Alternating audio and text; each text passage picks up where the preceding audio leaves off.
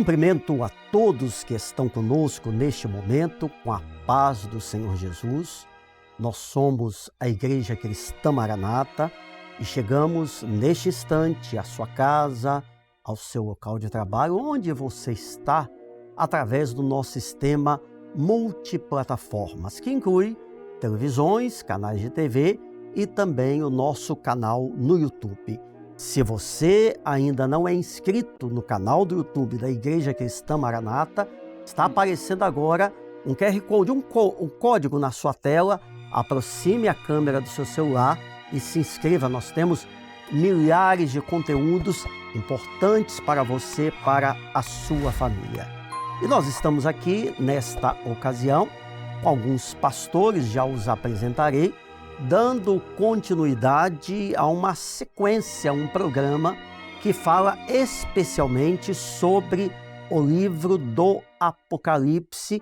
Neste momento, nós estamos falando, ao longo de algumas semanas, das 7 cartas ou das cartas às 7 igrejas da Ásia. Aqui, ao meu lado, o pastor Gedeu Tigueiros, que é o presidente da Igreja Cristã Maranata, pastor Gilson Souza, aqui pastor Edson Yan e também os pastores Jerônimo Silva, Douglas Spangero e Júlio Filgueiras. A todos, a paz do Senhor Jesus, sejam bem-vindos.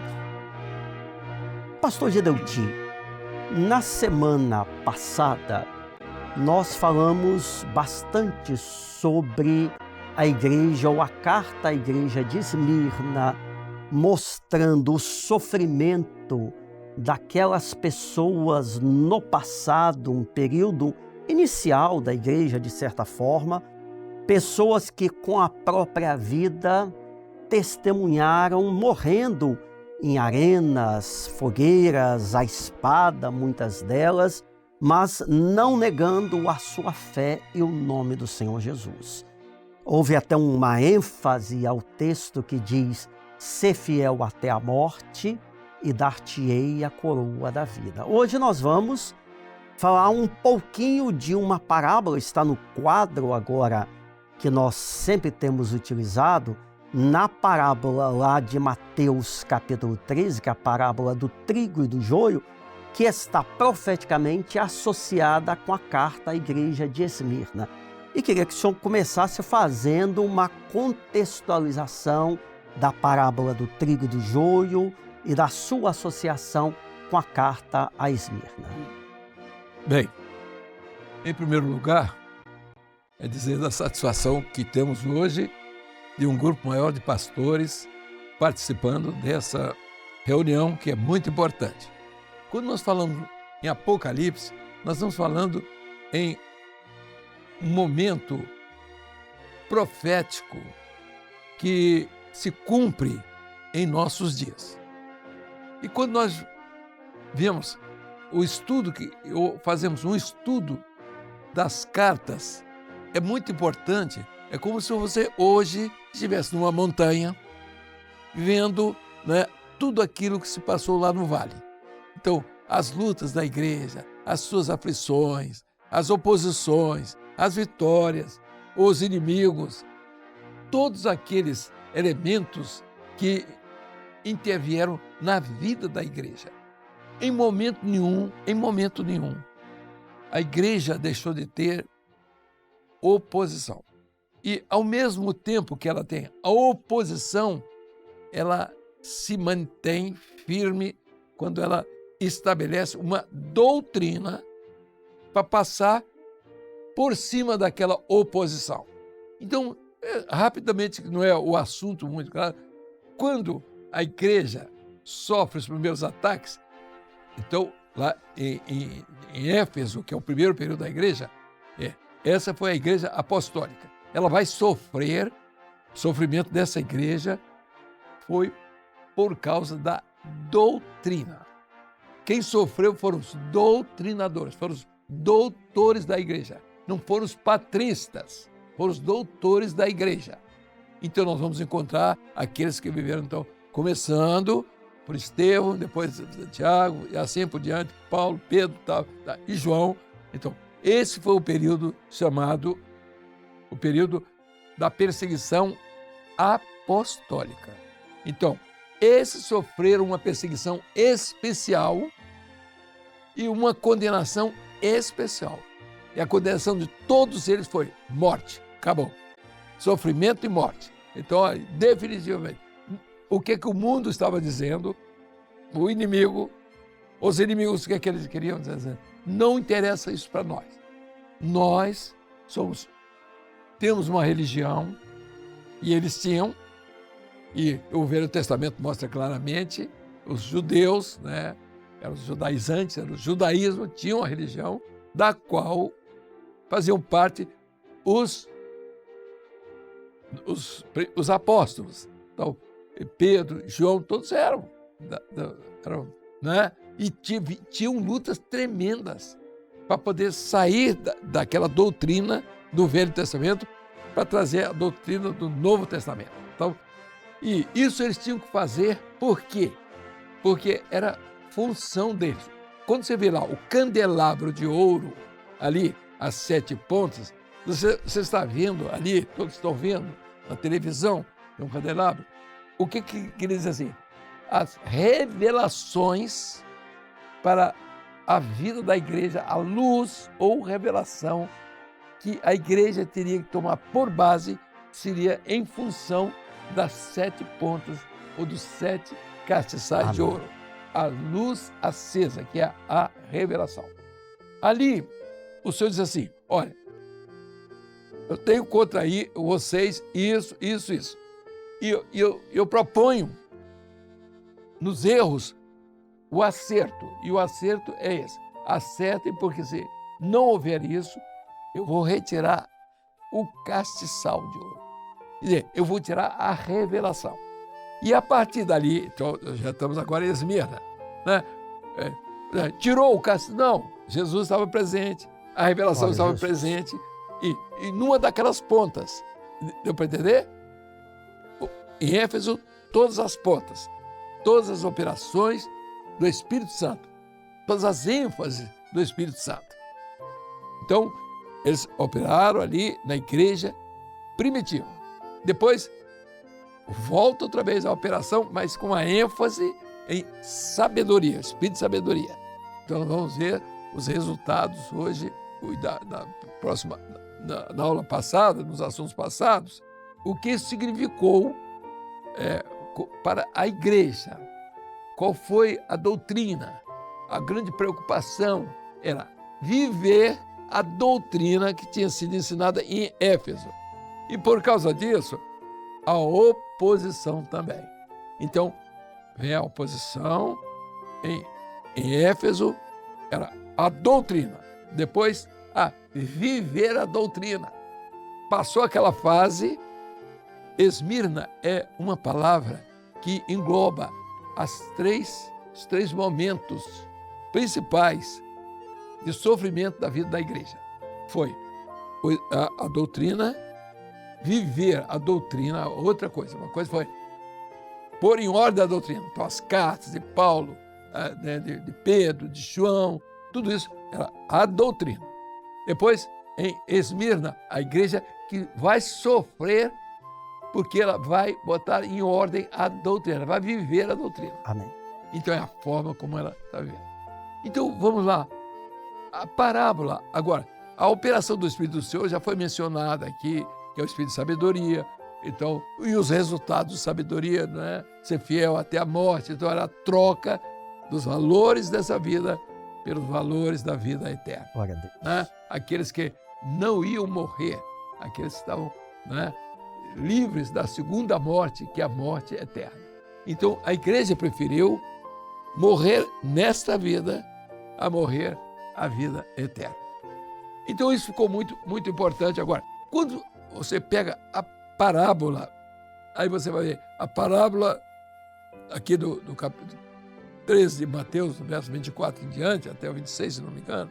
Até o 20, até o 30. Até o 30. Então você vê, o homem, ele foi plantado o trigo, foi a doutrina. Uma boa semente, a palavra fala. Foi a doutrina. A doutrina foi plantada, estava ali. Mas aí veio um inimigo e plantou o joio.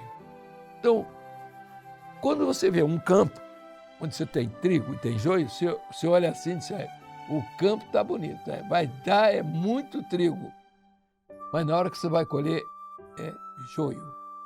Então, o trigo, ele tem o lugar dele da doutrina. Então, quando ele é moído o trigo, ele está falando a respeito de ressurreição. Morreu, mas ele é o alimento que é Jesus, aquele que é o trigo, a semente que morreu, mas que ressuscitou. Glória a Jesus. Então, o pão, então Jesus é o pão da vida.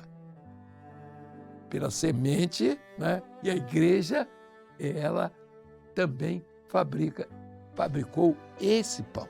Então foi o grande exemplo da existência da igreja e a sua definição como igreja, como sendo ela, o pão da vida, em substituição a Jesus, no seu ministério aqui, sendo que ele presente para confirmar em todas as épocas. Nós vamos ver aqui, em cada período, só terminando, em cada período, a operação do adversário em todos eles, mas ao mesmo tempo a reação. Uma oposição, doutrina vinha e acabava com aquela oposição. Aí nós temos o caso da Galácia, né? De dentro e tinha os de fora. Os de dentro dizem assim, não, tem que circuncidar, tem que fazer tudo aquilo que eles tinham abandonado lá atrás, que não tinha nada a ver com Jesus. Queria voltar. Vestes sacerdotais. Então, o cristianismo, o chamado cristianismo, pegou tudo isso erradamente e deu prosseguimento. Porque é o joio no meio do trigo. Qual é o grande problema? É que o joio no meio do trigo, ele tira a força do trigo. Porque ele pega ali os alimentos, os nutrientes, os alimentos que nutrem, ele pega e tira do trigo. Então o trigo mirra e fica só ele. E nós podemos ver que hoje existe um cristianismo enorme, mas é um joio, né? E a igreja fiel, numa luta aí para dizer que ela existe através do Espírito Santo, através da palavra revelada, através dos dons espirituais. É uma batalha, tem que dizer isso para um religioso chamado cristão. E é por isso que está se acabando aí o tal do cristianismo, que não tem o que dizer, é joio. É a hora do alimento, é o final agora. E o joio? E sempre a parábola mostrando as parábolas e as cartas. Para onde nós estamos indo? Chegando aonde? Chegamos aqui. Onde o trigo desapareceu.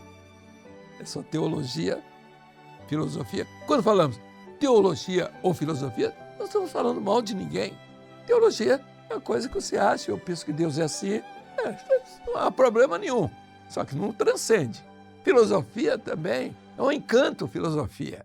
Ninguém está falando mal de filosofia. Para o homem não existe nada melhor, mas para a vida eterna é que a coisa não funciona. Então, de dentro e de fora. Então, a grande luta da igreja sempre foi essa. E o final agora, trigo vai para onde? Celeiro. Glória a Deus. E o joio? Para o fogo. Para o fogo. Não tem erro, mas é a maioria. O que Jesus diz assim? São muitos os que se salvam, não são poucos. Porfiai por entrar pelo caminho estreito, né? Porque largo e espaçoso é o caminho que conduz à perdição e muitos são os que entram por ele. Agora, deixa eu falar uma coisa que eu vou passar aqui para o pastor Gilson.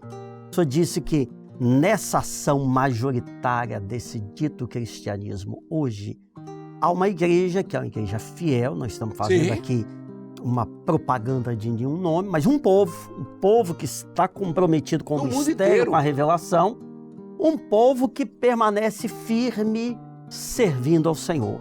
Agora, pastor Gilson, lá em Apocalipse, na carta à igreja de Esmirna, fala exatamente, tem uma frase que eu queria que você trouxesse um comentário que diz assim: tereis uma tribulação de 10 dias, remetendo a, de certa forma, aquilo que o pastor Gedeuti disse? O que nós podemos aprender sobre essa frase? Isso é notável porque, como o pastor Gedeuti disse, houve dois momentos em que a palavra tribulação ali estava ligada a momentos de grande aflição que a igreja ia passar e que a história veio a registrar isso depois como um momento em que 10 ondas de perseguição se levantaram fortemente contra a igreja, começando a primeira em Nero, em 64, 68, e terminando em Diocleciano, já lá para 307, 310, já quase no 313, quando houve o Edito de Milão por Constantino. Então, o que aconteceu nesse período ali? O pastor Gedeuti já deu uma palavra sobre isso, mas no início era exatamente ali que estava acontecendo o martírio daqueles que eram os doutores da igreja, os doutrinadores. Então foram os primeiros que foram martirizados, foram perseguidos, foram martirizados, ali o período chamado de Éfeso. Mas quando o texto fala tribulação de 10 dias, na verdade, o momento em que isso estava sendo escrito por João era um momento em que já não existia mais o imperador Nero, que foi o primeiro imperador que moveu perseguição contra a igreja. Foi até nesse período que se supõe, né, que Paulo tenha morrido nesse período da perseguição de Nero. Não é isso, pastor Edson Ian? Isso? Sim. Isso. Muito bem. Paulo foi morto por volta do ano 66, 67 aproximadamente, na perseguição de Nero. Mas o que é curioso é que o momento em que isso é escrito por João é lá pelo ano 95, 96, porque João ele permaneceu na ilha de Patmos até a morte do imperador Domiciano, que o tinha exilado ali. No ano seguinte é que se supõe os historiadores que João tenha retornado para Éfeso. Tudo bem. Então, ali no momento, já não existia mais a primeira perseguição. 10 ondas, incluindo Nero, mostrando que naquele momento ali, Nero já nem existia mais. Mas a nossa preocupação de mostrar aqui é o aspecto profético da palavra. Ele está falando de uma igreja que passou por esse momento, que o profético ele não está ligado ao tempo. Ele fala do passado, fala do presente, fala do futuro, e é esse o aspecto que queríamos pontificar aqui.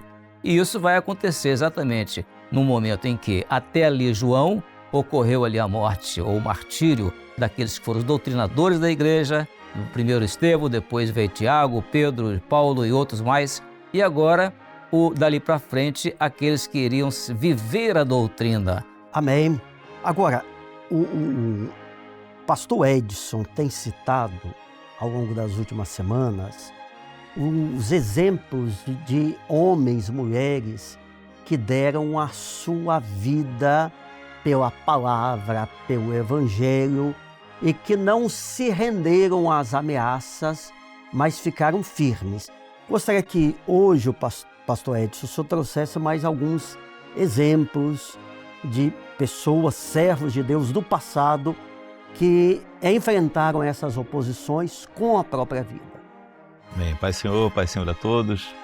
Dentro disso que o pastor Gilson falou, a primeira onda de perseguição, ela já atende ali a primeira igreja, profeticamente no período de Éfeso, né? E eu vou falar aqui já desde Estevão, né? Estevão lá para o ano de 34, depois de Cristo, ele morreu apedrejado. Primeiro diácono, né? Dos 7 primeiros diáconos foi apedrejado ali, uma história que todos conhecem. Já em 44 depois de Cristo, isso é uma data confirmada porque Herodes Agripa, que era neto do Herodes o Grande, ele era o governador ali da região da Judéia, e ele assassina Tiago, irmão de João, que era o apóstolo, irmão de João, por espada. E aí, a Bíblia diz que no dia seguinte, ele vai lá no tribunal, né, no pretório lá em Cesareia, ele vai da Judéia para Cesareia Marítima, e lá ele vai lá no plenário e ele dá um discurso, e no momento do discurso ele diz assim, a multidão começa, voz de Deus e não voz de homem. E aí a Bíblia, está registrado na Bíblia, Atos 12, que ele foi comido pelos bichos. O anjo do Senhor foi lá, agiu, porque ele não deu glória a Deus. O povo deu voz de Deus, não voz de homem. E ele não deu glória a Deus, ele não corrigiu o povo. E aí, naquela hora, ele foi atacado por bicho. Historicamente, Herodes Agripa, isso foi em 44 depois de Cristo. Lá em Roma, o imperador era Cláudio, que reinou de 41 a 54. Mas na Judéia, quem governava era Herodes Agripa I. E ali, Tiago, irmão de João, então ali foi assassinado por espada. E ele tinha já prendido Pedro. E ele, no dia seguinte, a ideia dele era fazer a mesma coisa com Pedro, só que durante a noite. Ali tem uma história longa que eu não vou ficar aqui para não... porque temos outras coisas a contar. Eu queria contar também de Bartolomeu. Bartolomeu era um dos 12 apóstolos. E ele era chamado também de Natanael. Essa data aqui não é precisa, mas diz que foi por volta do ano 51 depois de Cristo. O imperador lá em Roma também era Cláudio. E Bartolomeu, ele historicamente se conta que ele foi pregar lá para a região de Armênia, que é ali acima da Turquia. Diz que ele foi até a Índia. E diz que a morte dele é uma morte diferente de todos os outros. Tiraram a pele. Então, uma morte assim de sofrimento, e depois decapitaram ele. Esse foi Bartolomeu. E para encerrar a minha parte, né, vamos falar do Tiago, agora o irmão de Jesus. Tiago, irmão de Jesus, Eusébio de Cesareia, que é um historiador famoso, que escreveu ali no terceiro século, isso não foi muito depois, ele cita a morte de Tiago, irmão de Jesus, no ano 62, aproximadamente. Né? Na época lá, o imperador lá em Roma já era Nero, mas ele também era governador lá daquela parte da Judéia, e a base dele sempre foi em Cesareia Marítima. Então o Pórcio Festo, aqui foi o Pórcio Festo, ele era o governador da Judéia e a base na Cesareia Marítima. Então ele ali, então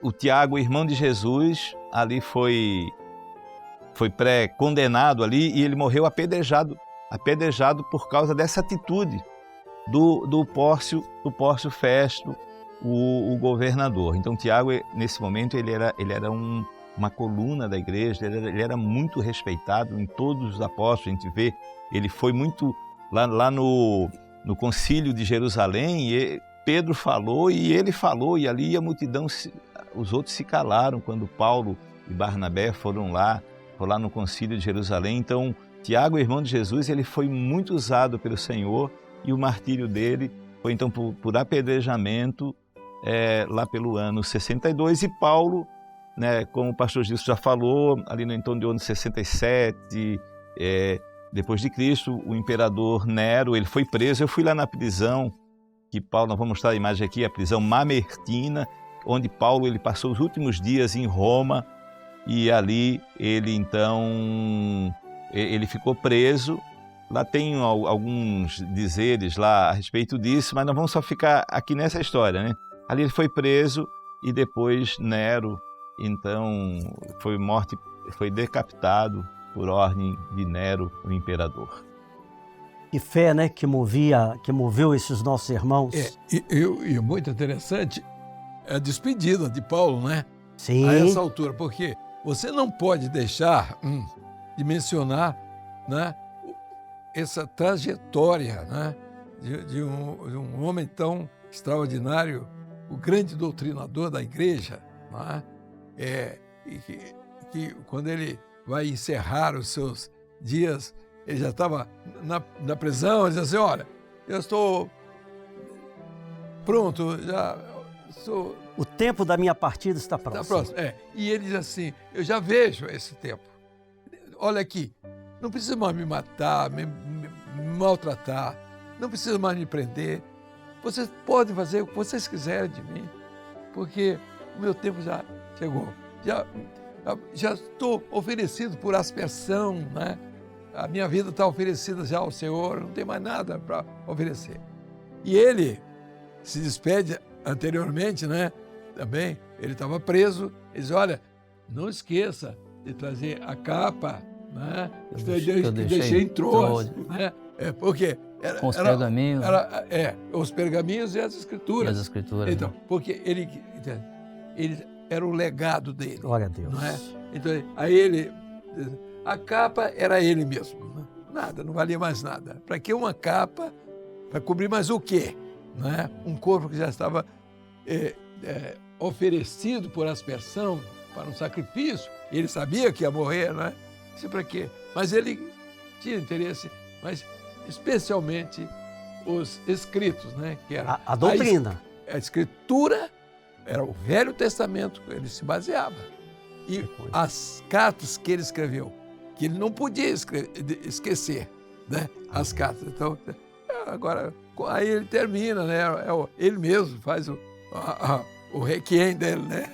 Combati O bom combate. Acabei a carreira. Guardei a fé. A coroa da justiça. Agora que me aguarda, né? Estou partindo. Né? Então, esses atos, né, são extraordinários. Não podem ser esquecidos na história da igreja, daqueles que passaram e outros, que, como ele, no decorrer dos séculos, tem passado. Inclusive, profeticamente, o que a eternidade aguarda é o número dos mártires que vai se completar. Quando completar o número de mártires, Jesus Glória leva a Deus. a igreja. Amém. Amém. Quem será o último, né? Amém. Mas agora, nós temos aqui esses pastores, aqui esses companheiros, e nós temos... O tempo está quase acabando, mas eu gostaria de começar aqui ouvindo o pastor Júlio. O pastor Gedeuti mencionou o trigo moído. Numa frase, profeticamente, o que é esse trigo que foi moído, remetendo à parábola do trigo e do joio? Inicialmente, o trigo moído era o Senhor Jesus e através da sua morte nós receberíamos o pão da vida. Moer o trigo é um processo de se fazer o pão. Mas agora o sofrimento da igreja também ia produzir salvação. Estevão, na sua morte, ele ora: Pai, não lhes imputes este pecado. Saulo estava lá, se converteu. Depois Paulo e Silas na prisão, no sofrimento deles, a família do carcereiro inteiro se converteu. Então, nós vemos que no sofrimento da igreja há salvação e a vida. Amém. Pastor Douglas, trigo e joio, profeticamente, qual a diferença do trigo e do joio? Como os pastores aqui mencionaram, de longe, parece até a mesma plantação. Mais de perto, nós podemos contemplar a beleza do trigo. O trigo, quando está para ser colhido, ele fica carregado, ele fica cheio. Quando nós olhamos uma igreja fiel de perto, Amém. Ela está carregada de experiências com Deus. Glória a Deus. Ela está carregada de dons Glória a espirituais. Jesus. Quando nós olhamos a história da igreja de Esmina, vários servos que foram provados tiveram a demonstração do poder de Deus na vida deles. Então, a diferença é que o trigo, ele tem conteúdo e ele gera vida. Pastor Jerônimo, qual o resultado final desse projeto de Deus? O resultado final é que o trigo vai para os celeiros. Todas as parábolas que Jesus contou, o pastor Gedeuti até comentou isso, elas tinham um começo e um fim. O fim do trigo, o fim dos salvos, o fim da igreja fiel é o celeiro de Deus. Para lá que a igreja de Esmirna foi, e a parábola ela continua, porque vivemos o tempo profético. E é para o celeiro de Deus, que é a igreja fiel, que nós iremos. Ou seja, como diz o final da carta de Esmirna, o que vencer não receberá o dano da segunda morte. Nosso assunto é salvação. Estamos encerrando, nosso tempo chegou ao final, mas querendo Deus, na próxima semana estaremos aqui novamente dando sequência neste mesmo canal, nessa mesma comunicação. A paz do Senhor a todos que estão comigo e a todos que participam.